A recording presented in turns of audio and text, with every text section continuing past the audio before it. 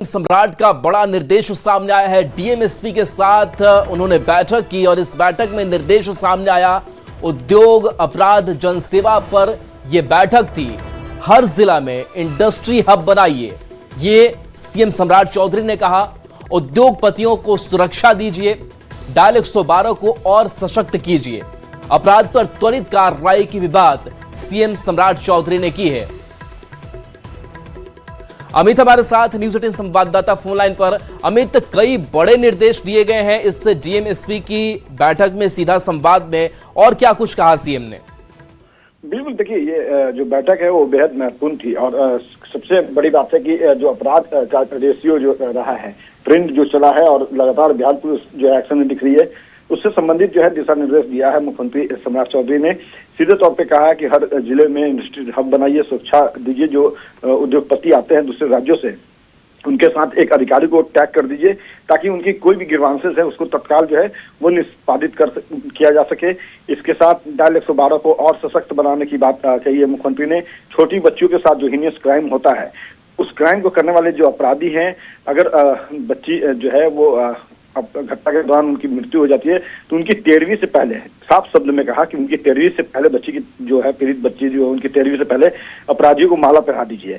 ऐसे अपराधी के खिलाफ जो है वो चार्जशीट कीजिए, जल्द से जल्द कोर्ट से सजा दिलवाइए और साफ संदेश है कि बचने नहीं चाहिए, उनको माला पहना दीजिए। तो शब्द को आप समझ सकते हैं।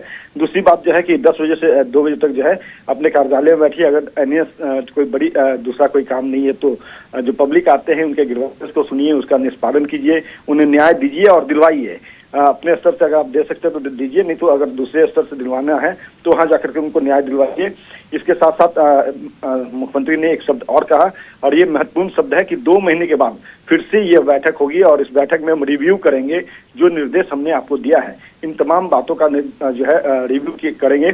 तो एक कह सकते हैं कि हिदायत भी है कि आप 2 महीने में फिर से आप जब हमारे सामने आएंगे तो पूरी तौर से मजबूती के साथ आइए, जो टास्क दिया है उस टास्क को कंप्लीट कर जाइए। इस मौके पे जो मुख्य सचिव हैं प्रत्यय अमृत, उन्होंने भी कहा है कि हम सक्षम हैं काम करने के लिए। कुछ पदाधिकारी हैं जो अपनी सक्षमता का जो है 100% नहीं देते हैं, तो वो भी अपनी आदत में बदलाव लाएं और बेहतर काम करें, बेहतर जो है परिणाम उनके द्वारा दिया जाए। जहाँ तक डीजीपी की बात है विनय कुमार, तो इन्होंने एक महत्वपूर्ण बात कही जो सुल्तानगंज में घटना घटी है, जिस तरह से अपराधी का मन बढ़ा और उनके विरुद्ध जो है एक्शन किया गया, इनकाउंटर किया गया।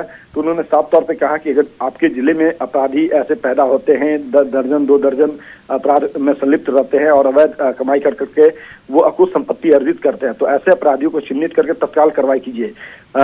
उदाहरण स्वरूप जो सुल्तानगंज का जो अपराधी था जो इनकाउंटर में मारा गया, उसका उन्होंने नाम भी लिया, जिक्र भी किया कि अगर जिले के एसपी पहले अगर एक्शन किए होते, डीएम एक्शन किए होते तो ये शख्स इतना बड़ा नहीं हुआ होता।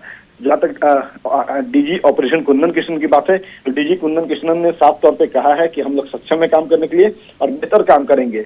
तो कहीं न कहीं कह सकते हैं कि बेहतर काम करने का जो इरादा है वो भी दिखाया गया, टास्क भी दिया गया और जो मुख्य सचिव हैं उन्होंने सीधे तौर पे साफ तौर पे कहा कि सभी पदाधिकारी जो है अधिकारी जो है उनमें सक्षमता है, पोटेंशियल है काम करने की, लेकिन कुछ अधिकारी जो है पदाधिकारी जो है वो काम करने में इच्छा नहीं जताते हैं। कहीं ना कहीं उनका टाल मटोल का जो रवैया है वो सरकार की यूएसपी पे सवाल खड़ा करने पर बाध्य कर देता है।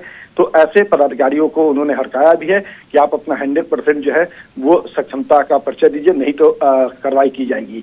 तो पूरे तौर पे कह सकते हैं कि ये बैठक काफी महत्वपूर्ण रही और 2 महीने के बाद फिर से ये बैठक जो है वो मुख्यमंत्री की मौजूदगी में उनकी जो अध्यक्षता में फिर से जो है वो पटना में होगी।